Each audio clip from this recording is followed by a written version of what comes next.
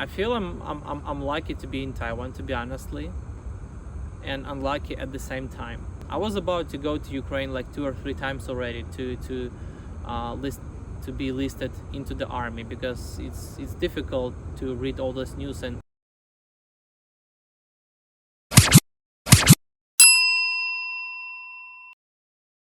hello.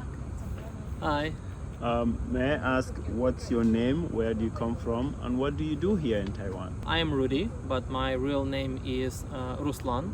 I'm from Ukraine, and I live in Taiwan for about 4.5 years and work as a tech marketeer in PC tech industry. Why do you choose to come to Taiwan at first? There's a little bit story behind. I came to Taiwan 4 times before I moved to Taiwan, and over those 4 times I actually liked the society here, how people interact with each other. I grasped just a little bit of culture, which I liked a lot, and I felt like this is something interesting. I like the feeling here. So eventually I started thinking, maybe I want to try to live here for at least a month, like rent a place in Taipei or maybe in Hualien, and just live regular Taiwanese life for 1 month.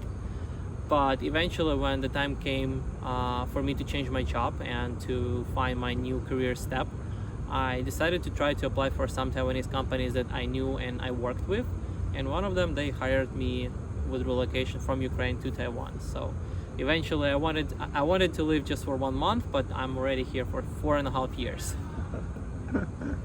What part of Taiwanese culture do you find mostly interesting? So Taiwanese, they're very kind people generally, but it's very interesting to see how quickly they change when there's something wrong, or especially when they're driving. So one moment they can be like, oh, there's a lady trying to cross the street, we should wait for her and just make people see that there are more people on the road crossing, so she will cross safely. The next moment, once she or he is driving, it's like, why are you being so slow? Just go. And this is something I don't really get. It just still doesn't matches for me the way how nice and sometimes careful Taiwanese people are to how they change when things are getting annoying to them. What is one main cultural difference between Taiwan and Ukraine? Maybe it's because of the religion. Somehow Taiwanese, they have this idea that don't do anything wrong, then other people will not do anything wrong. So in a big picture, hundreds of people, they will just live peacefully, and that's pretty much about whole country. When unfortunately in Ukraine, I would not say all people, but most people, they feel like they can do whatever they want, up until a certain level, of course, and those things, only them, they are allowed to do that. But once someone else will do that, they will be pissed. So it's kind of social hypocrisy a little bit in Ukraine, that people kind of care about things, but at the same time they don't care when it comes for them to do something. When in Taiwan, most people is the opposite. I feel like they care about not doing harm to others, and they expect others will not do harm to them. How is the working culture different from Taiwan?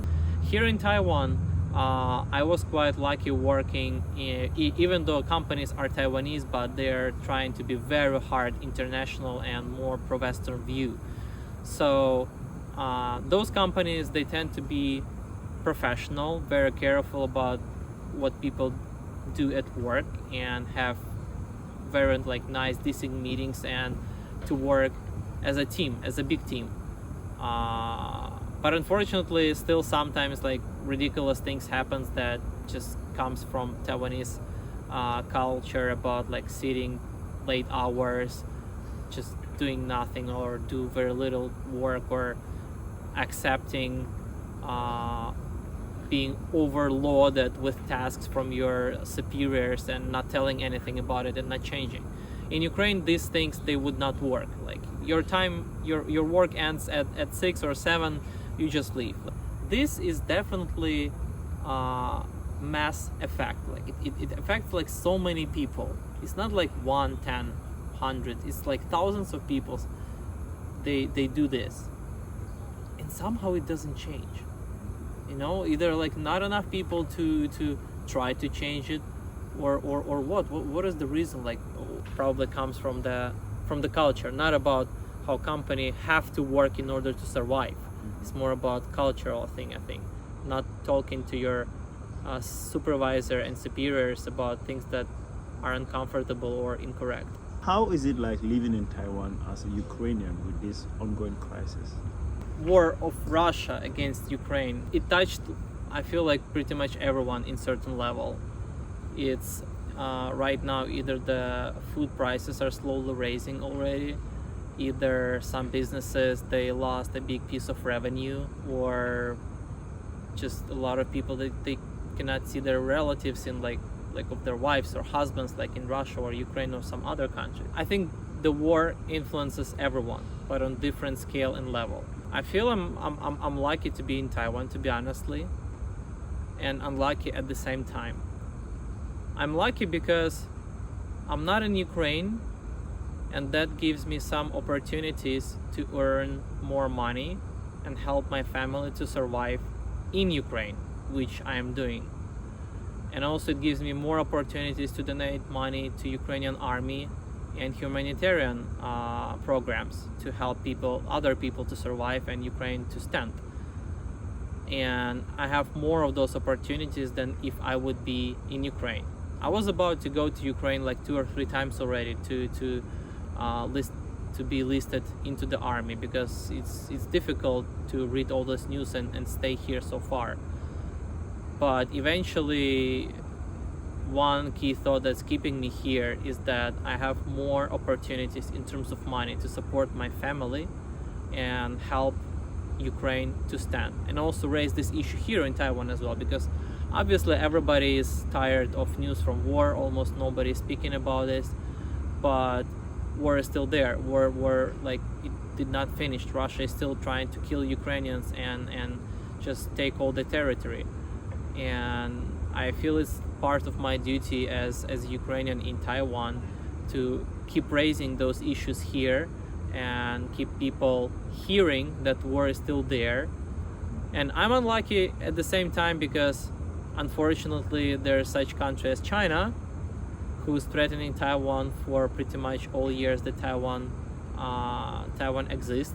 Recently, obviously, things got much more difficult, and if something will happen, I already decided for myself, I'm not gonna run away, because those like authoritarian regimes and those like self kings, it's been too much of them. Like things have to stop. It should stop right now. Is there any website, a link that people can use to make donations? There are multiple. One is Ukraine 24.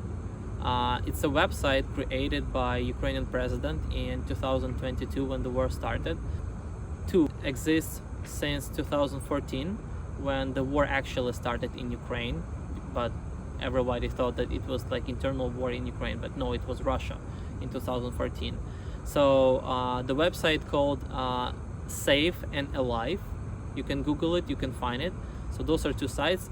I definitely 100% can ensure you they're fully safe. I personally donate through those websites from Taiwan. Okay, I'll put the link in the description for these sites to donate to. So thank you very much. Check it out if anyone is willing to donate. Thank you very much. Yeah. What is the biggest difficulty you had to face in Taiwan? One thing is like I'm very far from my family, and last time I saw my family it was 4 years ago, before COVID, before the war started, and now it's even more difficult because of war. I just cannot go to Ukraine, but it is still like resolvable. But another thing that's, I just don't see ways to solve this, and it affects not only me but pretty much everyone who lives in Taiwan, and especially foreigners, is the housing crisis. And I'm saying especially foreigners because I see so many foreigners trying to stay in Taiwan. They like this country, they really love this country, and they want to invest their time, their resource to be here.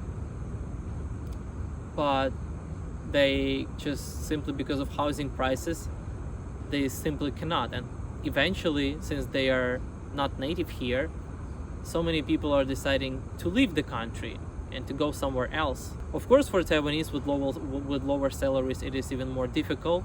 So the housing prices are affecting everyone. But there's at least such thing as like Taiwanese, they're local here. They have parents, they have at least some houses to live in case if something goes wrong. But for foreigners, if something goes wrong, like you're either absolutely homeless here or you're just flying away. While you were in your country, what did you hear about Taiwan? Well, I visited Taiwan 4 times before I moved here, so I knew Taiwan at least a little. I knew what to expect from Taiwan. I knew some people already here. But talking about my friends or my acquaintances back in Ukraine, because even my friends eventually from me, they learned more about Taiwan when I was visiting. Right now they know about Taiwan really a lot because I'm posting like in Instagram and Facebook. But acquaintances who are not very close with me, when I was moving to Taiwan, you know, they told me, so once you will get there and you will start using Tinder there, just make sure it's not a guy. And I'm like, dude, you're talking about Thailand, not Taiwan. This is unfortunately how the education is in Ukraine, in Taiwan, good and bad, because of the war in Ukraine and because of really huge help from Taiwan society and Taiwan government to Ukraine. Taiwan as a country name is really a lot in use in Ukraine. So a lot of people now know about Taiwan. What advice would you give to a first-time visitor in Taiwan? Get a Taiwanese girlfriend.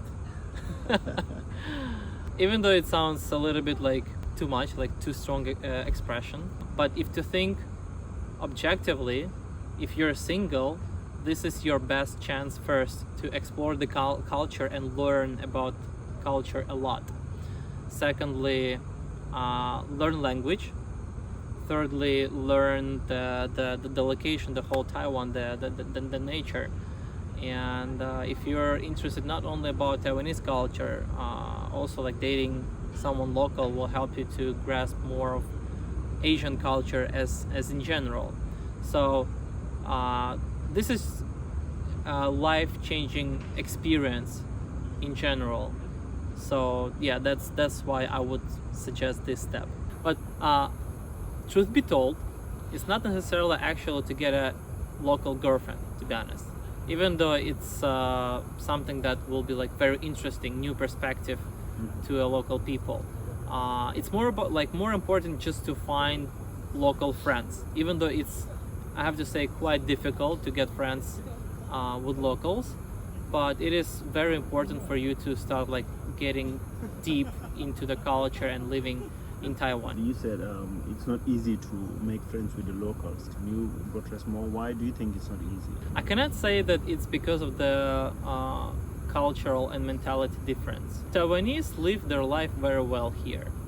In a meaning, the comfort zone in Taiwan is very good. And once you're inside of the comfort zone, you don't really want to change much about it. So when you live your comfortable daily life, you have your bubble milk tea, go to work, enjoy fast internet anywhere, you can go to nature, stay at home, there's so many activities in big cities. Eventually you're getting locked in your the same circle of friends, and you rarely explore some new people. So I believe it's just for local people, because of that, it's more difficult to accept someone in their circle of friends first, and also since for them they have to speak foreign language, and no matter how good they are at English, for them it's still some sort of like a tiny pressure to keep speaking English.